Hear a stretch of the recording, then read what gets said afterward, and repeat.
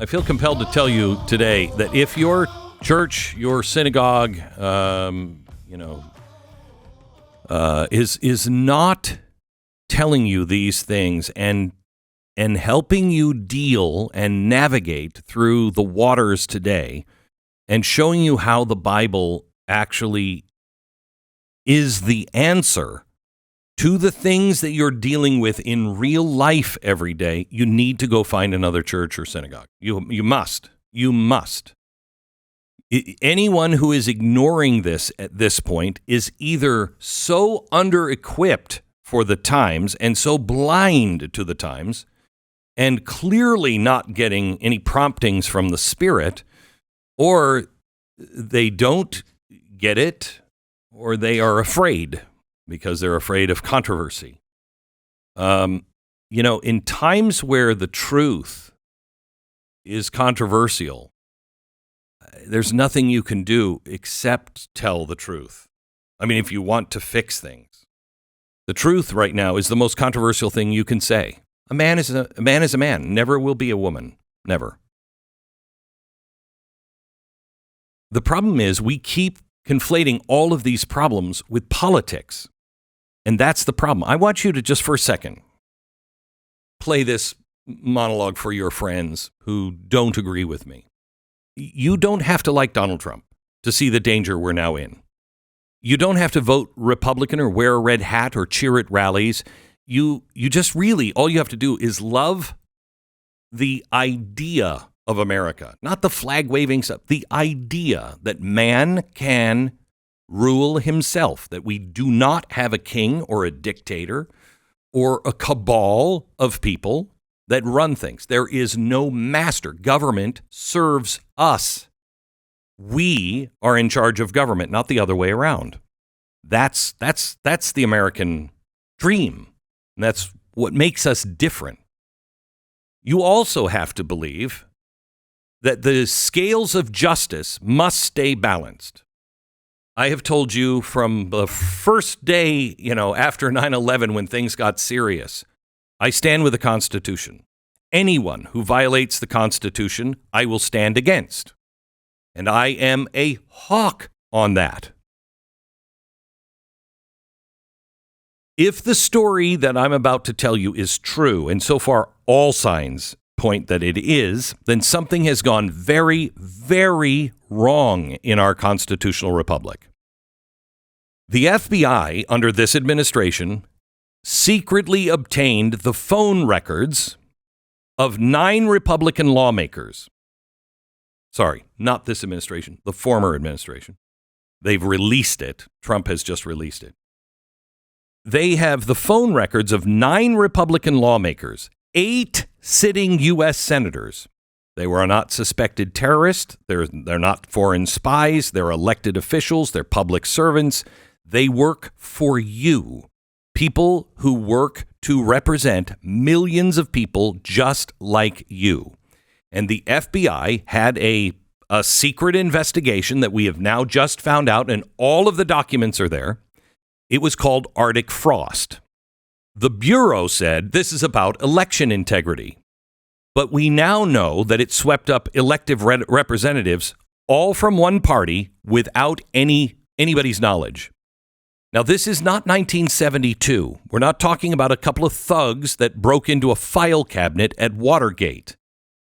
This is much bigger than Watergate. And I want anybody who disagrees with Donald Trump to ask themselves, the documents are here. If this was Donald Trump doing this, I would be with you and saying this is authoritarianism and it must stop now. Why will you not join my voice with this? We're talking about digital surveillance, invisible, vast, far more powerful than a hidden microphone in the Watergate building. Chuck Grassley said it's arguably worse than Watergate, and he's right. Because this time, the government did not just spy on its political enemies from a smoky back room in D.C. in a hotel. It did it from inside the federal agencies that we're supposed to trust, that are supposed to protect people's rights. Now, if you have been told all your life that the real danger only comes from the right, that corruption, dishonesty, abuse of power is exclusive to conservatives, then I'm asking you to pause and to look again, because the documents have just been released. When one side can weaponize the justice system and the other side cheers it on, justice dies for everyone. And it makes people who now want to say, but look what they did, they feel justified to get revenge. Well, if they're doing it, then we can do it. And that leads all of us to hell. Then we're all in trouble. People have been defending James Comey and saying, that this is just a political hit job by Donald Trump. No, it is not. Again, look at the facts. He was accused to lying to Congress. It's not political persecution. When a grand jury recommends charges, that's not politics. That's the process. That's how our system is supposed to work. Now he goes to trial. That doesn't make him guilty. But it does mean he has to face the same standard of justice as you or I would. In America, no one is supposed to be above the law. Not Donald Trump, not James Comey, not Joe Biden or Hunter Biden, not anyone sitting in the White House today or yesterday. Because in America, no one is above the law. Now we have candidates. One running for attorney general in Virginia, who openly flirt with violent rhetoric. And the media yawns. They call it, quote, colorful language. Quote, that's just politics. No, it's not. When threats and intimidation become normal, when justice becomes selective, when the press decides who's innocent and who's guilty before the evidence is even in, the republic begins to rot from within. So many people, so many of our neighbors are just exhausted, and they've tuned everything out because it all sounds like noise. They all lie, and nobody's going to pay. That's what people say to themselves.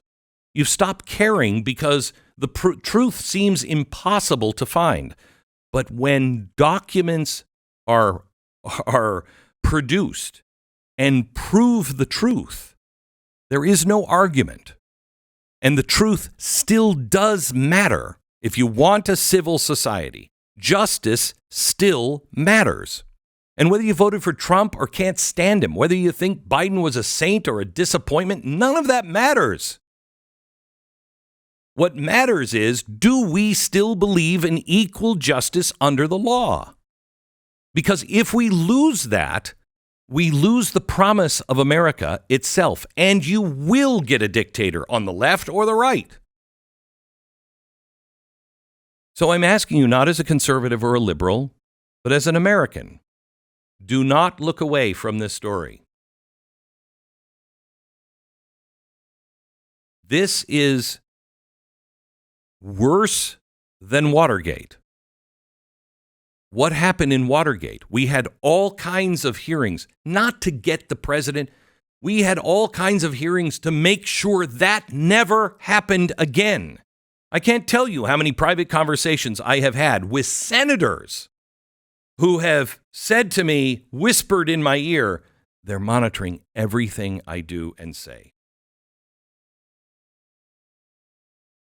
No senator should ever feel that.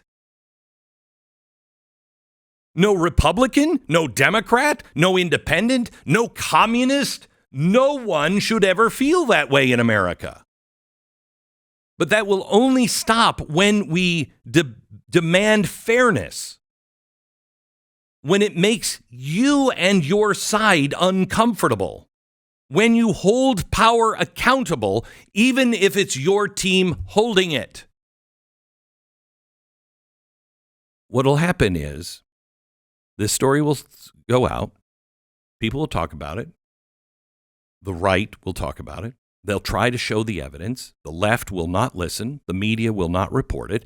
And then when it is all proven to be true, the media will say that's all old news.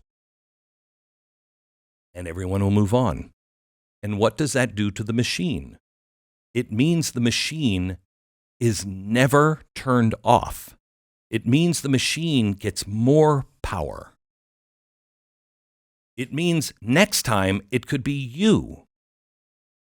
If you don't punish whichever side is doing it, what happens?